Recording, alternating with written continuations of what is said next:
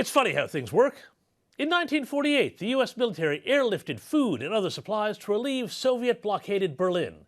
It was an event that was considered a real high watermark in the American fight for freedom, an event known as the Berlin Airlift.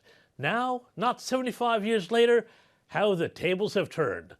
Today, the U.S. military is flying infant formula, not into some country victimized by tyranny, but into the United States, to relieve the self-imposed supply chain blockade caused by Joe Biden.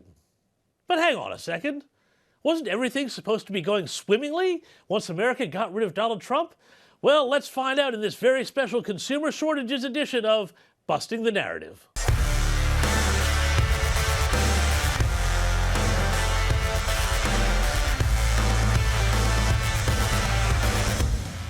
In case you haven't heard, infant formula, or the lack of it, is the latest crisis to hit Joe Biden's America. And now, in an attempt to look like they're doing something about the problem, the Biden administration has launched Operation Fly Formula. Gotta love those names. That's right, they're flying formula for families that need it for a variety of reasons, including medical and emergency needs, from Europe to the U.S. to restock American shelves. What happened?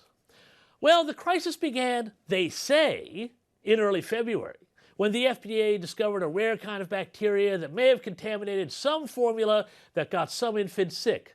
Well, maybe, though it was never actually established that the bacteria came from this particular plant that the administration blamed it on. And now, after that plant was shut down, the Biden FDA has entered into a consent decree with the company to get it back online.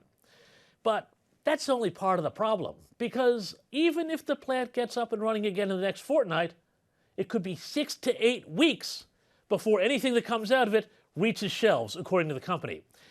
Thus the need for the U.S. military to step in. Democrats are touting 78,000 pounds of formula flown from Europe by the U.S. military that landed in Indiana on Sunday, part of Biden's, yes, Operation Fly Formula. But the fact is, this represents just a tiny fraction of the approximately $4 billion U.S. baby formula market. And none of these efforts addresses the fact that what's really causing the problem are trade regulations and government subsidies that have warped the market and contributed to the shortage. And frankly, it's not like there wasn't any warning that this was going to happen. The baby formula market was floundering well before the February recall. The U.S. market makes 98% of its own formula that it consumes. That's because of strict regulation and trade policies that are designed to keep formula from other countries, from Europe, from Canada, from getting to the market. And tariffs on the ingredients that go into it are also too expensive for American manufacturers to import. Have a look at this local news report from last November, and you realize there was already a problem. Evie is about to turn 1 year old and is already walking a little. Come on. Her mother is also learning new steps.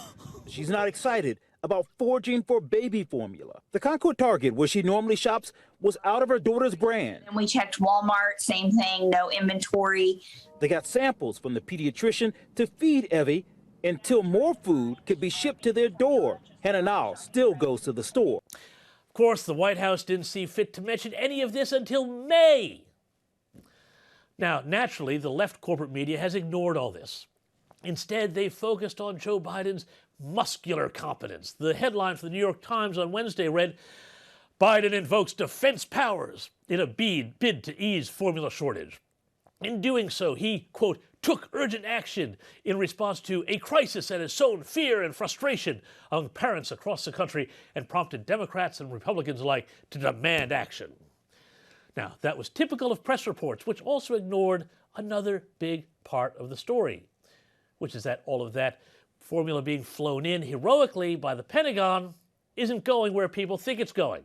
Now, according to this report, Alphamino, which is what they're bringing in, is primarily available through hospitals and home health care companies that serve patients at home.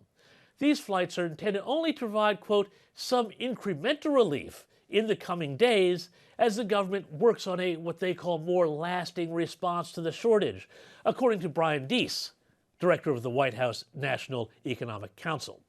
Deese told CNN's State of the Union that Sunday's flight brought 15% of the specialty medical-grade formula needed in the U.S., and because of various actions by the government, people should see, quote, more formula in stores starting as early as this week. So there we have it. Starving infants, an administration taking credit for fixing the problem, but not really fixing it at all, and a media that is covering for both. Oh, and they're also sending $43 billion to the Ukraine in the middle of all this. But that's a story maybe for next week. Until next time, thanks for watching. I'm James Morrow, and to support this channel, please like, share, and subscribe below, and I'll see you next week for more Busting the Narrative.